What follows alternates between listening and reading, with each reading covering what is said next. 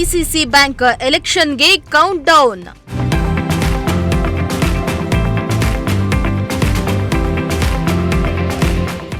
ಎರಡನೇ ದಿನವೂ ಅಭ್ಯರ್ಥಿಗಳಿಂದ ನಾಮಪತ್ರ ಸಲ್ಲಿಕೆ.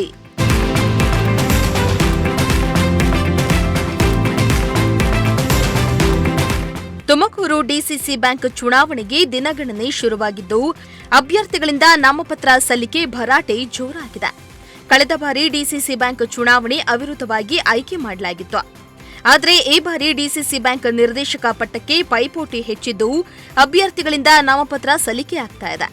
ನಿನ್ನೆ ಸಚಿವ ರಾಜಣ್ಣ, ರಾಜೇಂದ್ರ, ಷಡಾಕ್ಷರಿ ಸೇರಿ 15 ಮಂದಿ ಅಭ್ಯರ್ಥಿಗಳು ನಾಮಪತ್ರವನ್ನ ಸಲ್ಲಿಸಿದ್ರು.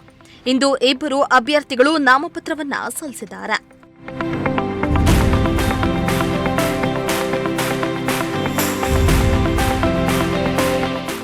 ಆಗಸ್ಟ್ 24ರಂದು ಭಾನುವಾರ ಡಿಸಿಸಿ ಬ್ಯಾಂಕ್ ಆಡಳಿತ ಮಂಡಳಿ ನಿರ್ದೇಶಕರ ಸ್ಥಾನಕ್ಕೆ ಚುನಾವಣೆ ನಡೆಯಲಿದ್ದು, ಅಭ್ಯರ್ಥಿಗಳಿಂದ ನಾಮಪತ್ರ ಭರಾಟೆ ಜೋರಾಗಿದೆ. ಡಿಸಿಸಿ ಬ್ಯಾಂಕ್ ನಿರ್ದೇಶಕರ ಸ್ಥಾನಕ್ಕೆ ಇಂದು ತಿಪಟೂರು ಕ್ಷೇತ್ರದಿಂದ ಮಧುಸೂದನ್ ಹಾಗೂ ರಂಗಾಪುರದ ದೇವರಾಜು ನಾಮಪತ್ರವನ್ನ ಸಲ್ಲಿಸಿದ್ರು. ಇನ್ನು ಈ ವೇಳೆ ಮಾತನಾಡಿದ ತಿಪಟೂರು ಕ್ಷೇತ್ರದ ಅಭ್ಯರ್ಥಿ ಮಧುಸೂದನ್, ನಾನು ಸ್ಪರ್ಧೆಯಲ್ಲಿರ್ತೇನೆ, ನನಗೆ ಮತದಾರರ ಸಹಕಾರ ಇದೆ. ಅವಿರೋಧ ಆಯ್ಕೆ ಅಂದ್ರೆ ಅವರೇ ವಾಪಸ್ ತೆಗೆದುಕೊಳ್ಳಿ.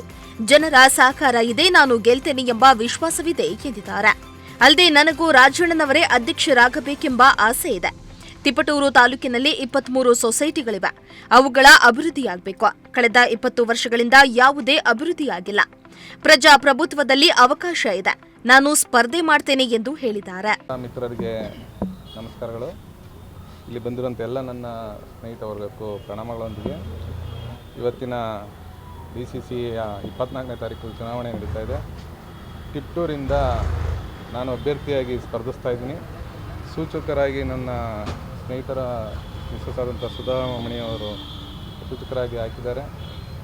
24ನೇ ತಾರೀಕು ಚುನಾವಣೆ ಇರೋದ್ರಿಂದ ನಾನು ಸ್ಪರ್ಧೆಯಲ್ಲಿ ಇರ್ತೀನಿ. ನನಗೆ ಜನ ಸಹಕಾರ ಇದೆ ಅಂತ ನಾನು ಭಾವಿಸ್ತಾ ಮಾತನಾಡೋದು. ಅವಿರೋಧವಾಗಿ ಆಯ್ಕೆ ಆಗುತ್ತೆ ಅಂತ ಹೇಳ್ತಾ ಇದ್ದಾರೆ ಅವರೆಲ್ಲ ಕಡೆ. ನೀವೇನಾದರೂ ವಾಪಸ್ ಇಲ್ಲ ಸರ್, ನಾವು ವಾಪಸ್ ತೆಗೆಯೋದಿಲ್ಲ. ಅವರೇ ತೆಗಿಲೇಬೇಕಾದ್ರೆ ಆಗೋದಾದ್ರೆ ಅವಿರೋಧ ಆಗ್ತದೆ ಸರ್, ಅವರೇ ಹಾಕಿರೋದು. ಕಾಂಪಿಟೇಷನ್ ಕೊಡ್ತೀರಾ? ಹೌದೌದು. ನಿಮ್ಗೆ ಎಷ್ಟು ಓಟು ಬೆಂಬಲ ಇದೆ? ಅದು ನೋಡಂತೇಳಿ ಸರ್, ಜನ ಸಹಕಾರ ಇದೆ, ಜನ ಆಗ್ತಾರೆ, ನಾವು ಈಗಲೇ ಹೇಳ್ಬೇಡ್ದು. ಕಳೆದ ಬಾರಿ ಎಲ್ಲ ನೋಡಿದಾಗ ವಿರೋಧವಾಗಿ ಆಯ್ಕೆ ಆಗಿತ್ತು. ಮತ್ತೆ ಈ ಬಾರಿಯೂ ಕೂಡ ಅದೇ ನಿರೀಕ್ಷೆಯಲ್ಲಿದ್ದಾರೆ ಕೆ.ಎನ್. ರಾಜಣ್ಣ ಅವರು. ಅಲ್ಲ, ನೀವು ಎಷ್ಟು ಕಾಂಪಿಟೇಷನ್ ಕೊಡ್ತೀರಾ ಅಂತ ಅದು ಸರ್ ಜನ ತೀರ್ಮಾನ ಮಾಡೋವಂಥದ್ದು ಸರ್.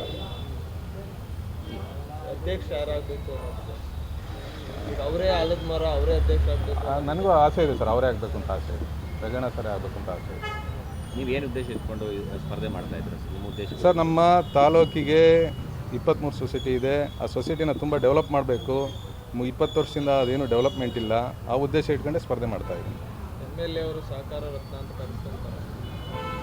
ಇರ್ಬೋದು, ನಾನು ಇಲ್ಲ ಅಂತ ನಾನು ವಾದ ಮಾಡ್ತಾ ಇರ್ಬೋದು ಸರ್. ಸಹಕಾರ ಕ್ಷೇತ್ರದ ಆಲದ ಮರ ಅಂತ ಇದ್ದಾರೆ. ಅದನ್ನು ನಾನು ಇಲ್ಲ ಅಂತ ವಾದ ವಿರುದ್ಧ ತೊಡೆ ತೊಡಿದ್ದೀರಾ? ತೊಡೆ ತೊಡ್ತಾ ಇಲ್ಲ ಸರ್, ನಾನು ತೊಡೆ ತೊಡ್ತಾ ಇಲ್ಲ. ಪ್ರಜಾಪ್ರಭುತ್ವದಲ್ಲಿ ಅವಕಾಶ ಇದೆಯಲ್ಲ, ಬಂದು ಅವಕಾಶ ಕೇಳ್ತಾ ಇದ್ದೀನಿ. ಬಿಟ್ಟರೆ ಸಮಾಜ ರೀತಿ ಅವಕಾಶ ಕೇಳ್ತಾ ಇದ್ದೀನಿ. ಎಷ್ಟು ಟಫ್ ಕಾಂಪಿಟೇಷನ್ ಕೊಡ್ತಾರೆ MLA ಅಂತ ಕೇಳ್ತಾ ಇರೋದು. ಅದನ್ನೇ ಟಫ್ ಅಂತ ಪ್ರಶ್ನೆ ಇಲ್ಲ ಸರ್. ನನ್ನ ಕರ್ತವ್ಯ ನಾನು ಮಾಡ್ತೀನಿ, ಅವ್ರ ಕರ್ತವ್ಯ ಅವ್ರು ಮಾಡಲಿ. ಈಗೆಲ್ಲ ಭರವಸೆ ಇದೆ ನಿಮಗೆ? 100% ಇದೆ. ಅದು ಜನ ಮತದಾರರು ತೀರ್ಮಾನ ಮಾಡ್ತಾರೆ. ಇನ್ನು ಇದೇ ವೇಳೆಯಲ್ಲಿ ಮಾತನಾಡಿದ ರಂಗಾಪುರದ ದೇವರಾಜು, ಡಿಸಿಸಿ ಬ್ಯಾಂಕಿಗೆ ಹೊಸ ನಾಯಕನ ಆಯ್ಕೆ ಮಾಡಬೇಕೆಂಬ ಚಿಂತನೆಯಲ್ಲಿ ಸಹಕಾರಿಗಳು ಇದ್ದಾರೆ. ಹೀಗಾಗಿ ನಾನು ನಾಮಿನೇಷನ್ ಮಾಡಿದ್ದೇನೆ. ಅಲ್ಲದೆ ರಾಜಣ್ಣ ಅವರಿಗೆ ವಯಸ್ಸಾಗಿದೆ. ಹೀಗಾಗಿ ಮುಂದಿನ ದಿನಗಳಲ್ಲಿ ಈ ಹೊಸ ಪೀಳಿಗೆಗೆ ಅವಕಾಶವನ್ನ ಕೊಟ್ಟಿದ್ದಾರೆ. ಅದರಂತೆ ನಾವು ಕೂಡ ನಾಮಪತ್ರವನ್ನ ಸಲ್ಲಿಸಿದ್ದೇವೆ ಎಂದಿದ್ದಾರೆ. ಈ ವರ್ಷದ ಡಿಸಿಸಿ ಬ್ಯಾಂಕ್ ಚುನಾವಣೆಯಲ್ಲಿ ನಮ್ಮ ಎಲ್ಲ ಸಹಕಾರ ಸಂಘದ ಏನು ಚುನಾಯಿತ ಡೆಲಿಗೇಷನ್ ಬರ್ಸ್ಕೊಂಡಿದ್ದಾರಲ್ಲ, ಅವರೆಲ್ಲ ಅಪೇಕ್ಷೆ ಹೊಸ ಒಬ್ಬ ನಾಯಕನ ಆಯ್ಕೆ ಮಾಡಬೇಕು ಅನ್ನೋ ಒಂದು ಚಿಂತನೆ ಇದೆ. ಜೊತೆಗೆ ಸಹಕಾರ ಸಂಘದಲ್ಲಿ ನಮ್ಮ ಇಂದಿನ ಶಾಸಕರು ಹಾಲಿ ಡೈರೆಕ್ಟರ್ ಇರ್ತಕ್ಕಂಥವ್ರು ಅವರು ಸಾಕಷ್ಟು ಕೆಲಸ ಮಾಡಿದರು. ಅದರಿಂದ ಅವ್ರಿಗೆ ವಯಸ್ಸು ಸಹ ಒಂದು 76-77 ಆಗಿರೋದ್ರಿಂದ ಮುಂದಿನ ಪೀಳಿಗೆ ಒಂದು ಹೊಸ ಚೇತನ ತುಂಬಲಿ ಅಂತ ಹೊಸ ನಾಯಕನ ಈ ಒಂದು ಚುನಾವಣೆಗೆ ಕಂಟೆಸ್ಟ್ ಮಾಡೋಕ್ಕೆ ಎಲ್ಲ ಸಹಕಾರ ಕೊಟ್ಟಿದ್ದಾರೆ. ಅದರಂತೆ ನಾವೆರಡು ಮಾತಾಡೋಕ್ಕೆ ಈಗ ಅವ್ರ ಕಡೆಯವರೇನೆ ಬಲಿಷ್ಠವಾಗಿದ್ದಾರೆ, ಅವಿರೋಧವಾಗಿ ನಡೆಯುತ್ತೆ ಚುನಾವಣೆ ಅಂತ ಹೇಳ್ತಾ ಇದ್ದಾರೆ.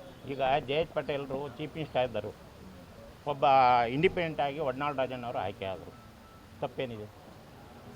ಚುನಾವಣೆಗೆ ಯಾರು ಬೇಕಾದ್ರೂ ಕಂಟೆಸ್ಟ್ ಮಾಡ್ಬೋದು. ಮತದಾರ ಅನ್ನೋದು ಮೌಖಿಕವಾಗಿ ಓಟ್ ಹಾಕೋಂಥ ವ್ಯವಸ್ಥೆ. ಇದು ಯಾರ ಬಲಿಷ್ಠವಾಗಿ ಆಚೆ ಕಡೆ ಇರೋಂಥ ಮತ ಅಲ್ಲ. ಇದು ಗೌಪ್ಯವಾಗಿರ್ತಕ್ಕಂಥ ಮತ, ಗೌಪ್ಯವಾಗಿ ಓಟ್ ಹಾಕೋಂಥ ವ್ಯವಸ್ಥೆ ಅದು ಇನ್ನೂ ಇದೆ. ಅದು ಮುಂದೆ ಬೆಳೆಯುತ್ತೆ ಅಂತ ನನಗೆ. ಒಟ್ನಲ್ಲಿ ಡಿಸಿಸಿ ಬ್ಯಾಂಕ್ ಚುನಾವಣೆ ದಿನದಿಂದ ದಿನಕ್ಕೆ ಕಾವೇರ್ತಾ ಇದ್ದು, ಕೆಲ ಅಭ್ಯರ್ಥಿಗಳು ನಾಮಪತ್ರವನ್ನ ವಾಪಸ್ ತೆಗೆದುಕೊಂಡು ಮತ್ತೆ ಅವಿರೋಧ ಆಯ್ಕೆಯೇ ಆಗುತ್ತಾ ಇಲ್ಲ ಚುನಾವಣೆ ನಡೆದು ಹೊಸಬರು ಆಯ್ಕೆ ಆಗ್ತಾರಾ ಎಂದು ಕಾದು ನೋಡಬೇಕಾಗಿದೆ.